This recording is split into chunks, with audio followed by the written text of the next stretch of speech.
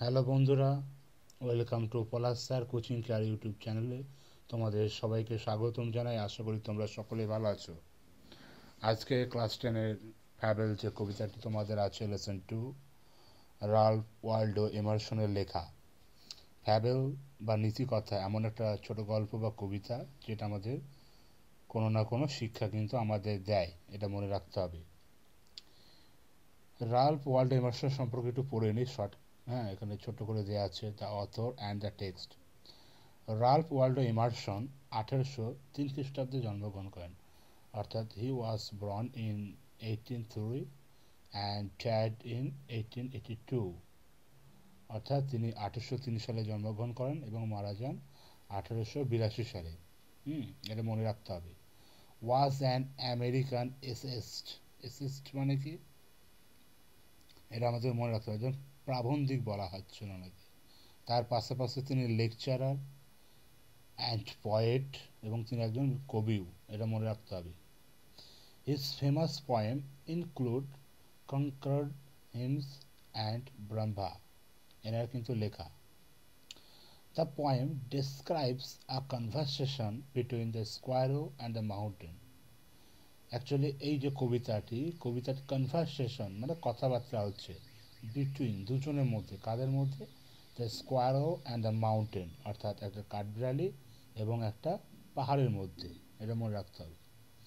The squirrel point outs, এখানে কাঠবিড়ালি নিজে point out মানে নির্দেশ করছে দ্যাট যে in this world every being, মানে এই যে পৃথিবীতে সমস্ত কিছুই, লিভিং যেটা জীবিত, নন লিভিং বা জীবিত নেই অর্থাৎ জড় বা জীব যেটাই হোক, বিগ অর স্মল, বড় কিংবা ছোট, have their individual reason for existence, মানে প্রত্যেকের কিন্তু আলাদা আলাদা কারণ আছে। এই পৃথিবীতে যে তাদের অস্তিত্ব, এই অস্তিত্বের কিন্তু অবশ্যই কারণ আছে, সেটা ছোট বা বড় হোক, মানে কোনো কিছু কিন্তু ফালতু নয়।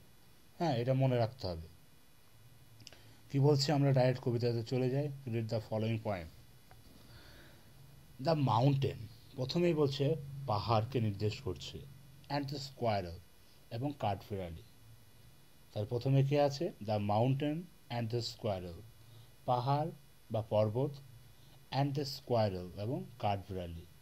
হ্যাড আ কোয়ারল, কোয়ারলস মানে ঝগড়া করা, কি বলতে হয়? কোয়ারল মানে হচ্ছে ঝগড়া বা বিবাদ। তাহলে পাহাড় এবং কাঠবিড়ালির মধ্যে ঝগড়া লেগে গেছে। অ্যান্ড দ্য ফর্মার, ফর্মার মানে আগের জন, আগের জন বলতে গিয়ে মাউন্টেনের কথা বলা হচ্ছে। কল দ্য ল্যাটার মানে পরের জনকে বললো, পরের জন বলতে স্কোয়ারেল অর্থাৎ কাঠবিড়ালিকে। তাহলে কি, and the former called the latter মানে আগের জন পরের জনকে বললো, অর্থাৎ পাহাড় কাঠবিড়ালিকে বললো লিটিল প্রিগ, ছোট্ট নীতিশবাগী ব্যক্তি। মানে এখানে তুচ্ছ করছে কে? মানে পাহাড় কাঠবিড়ালিকে তুচ্ছ করছে ছোট বলে।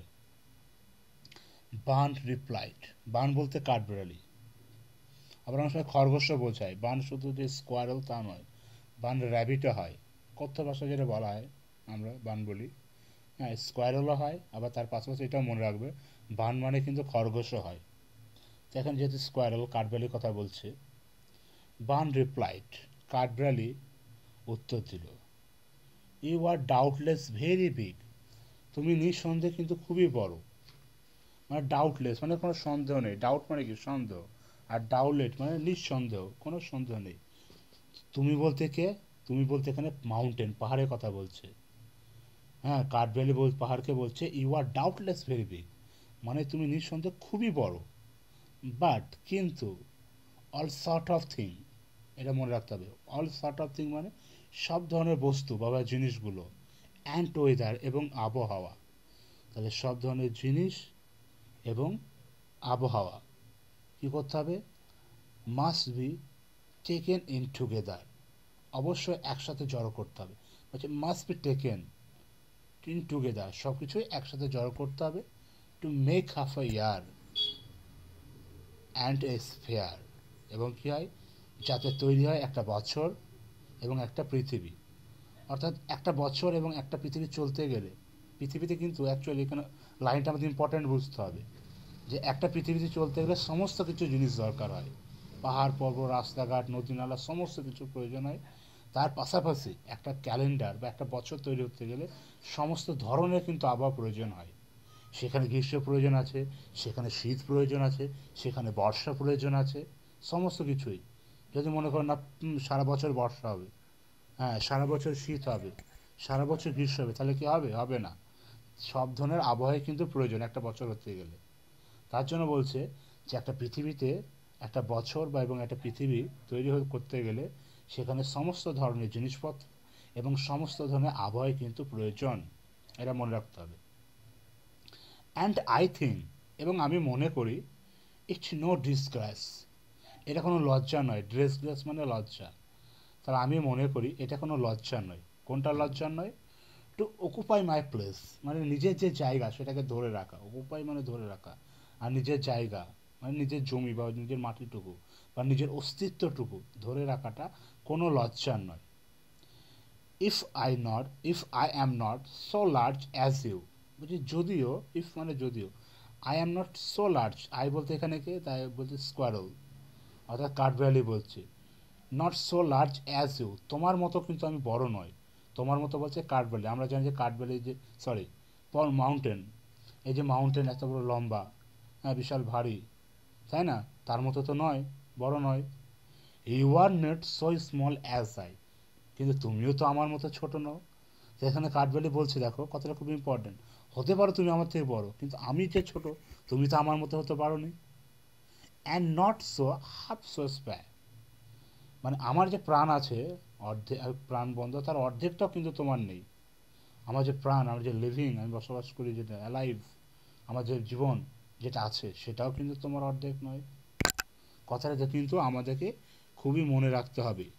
কেমন যে আমি যতটা প্রাণবন্ধ তার অর্ধেকটাও কিন্তু তুমি নও। এটা খুবই important line.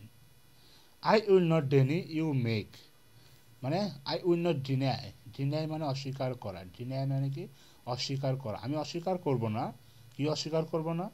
You make a very pretty squirrel track, তুমি কি করো? তুমি তৈরি করো, কি তৈরি তৈরি করো? একটা রাস্তা, যেটা কাঠবিড়ালির যাওয়ার জন্য, কাঠবিড়ালিতে যাওয়ার জন্য তুমি একটা পথ তৈরি করো, এটা আমি অস্বীকার করছি না। ট্যালেন্ট ডিফার্স, বলছি ট্যালেন্টস ডিফার, সবার প্রতিভা কিন্তু আলাদা, তাই না? আমাদের পৃথিবীতে দেখো, এই বিষয়টা মনে রাখতে হবে। এর মধ্যে কোনো গল্প শেখাচ্ছে।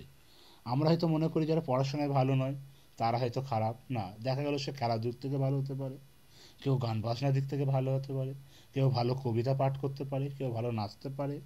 বিভিন্ন জনা বিভিন্ন দিকে দেখো, তুমি খেয়াল করে দেখবে, যারা ইন্ডিয়ান ক্রিকেটার আছে, যারা ভালো ভালো অনেকে ক্রিকেট খেলে, তারা শিক্ষাগত যোগ্যতা দিক থেকে কিন্তু কিছুই নয়।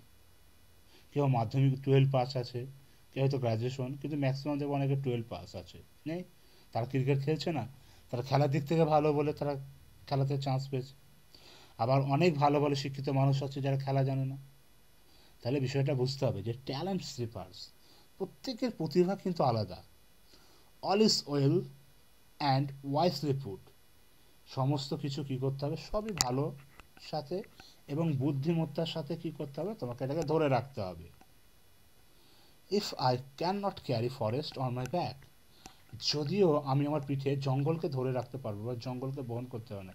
ক্যারি মানে এই যে জঙ্গল, আমরা কি জানি যে বড় বড় পাহাড়ের উপর দিয়ে বড় বড় গাছ, হ্যাঁ, জন্মায়, যেখানে বড় বড় ফরেস্ট বা জঙ্গল আছে, এবং সেটা তো পাহাড়ের উপরেই গড়ে উঠেছে। পাহাড় সেটাকে ধরে রেখেছে তার পিছন দিক থেকে, অর্থাৎ ব্যাক, ব্যাক মানে পিছন। তার জন্য বলছে if I can not carry forest on my back, যদিও আমি তোমার মতো আমার পিছনে জঙ্গলকে ধরে রাখতে পারবো না। Neither can you crack a nut, কিন্তু তুমিও তো আমার মতো একটা বাদাম ভাঙতে পারবে না। তার মানে ওর হয়তো বড় ক্ষমতাটা নেই, কাঠবিড়ালির যে বড় কাজ ক্ষমতা নেই, কিন্তু কাঠবিড়ালির নিজের যে ক্ষমতা, এটা মনে রাখতে হবে। সে একটা যে বাদামকে ভাঙতে পারবে, সেই বাদামটা কি ভাঙতে পারবে? কখনোই পাহাড় পারবে না। তাহলে বিষয়টা মনে রাখতে হবে যে কোনো জিনিসকে ছোট, হ্যাঁ, বলে আমরা সেটাকে করবো তা নয়। এটা মনে রাখতে হবে। যেমন ধরো নখ কাটতে গেলে কিন্তু ব্লেডকেই প্রয়োজন, আর কাঠ কাটতে গেলে সেই কুঠারকেই প্রয়োজন। তাহলে কোনোটাই কিন্তু খারাপ নেই, এটাকে অবশ্যই তোমরা মনে রাখবা। আমরা নখ কাটতে গিয়ে কখনো কোড়াল ব্যবহার করব? কাঠ কাটতে গিয়ে কখনো কি ব্লেড ব্যবহার করব?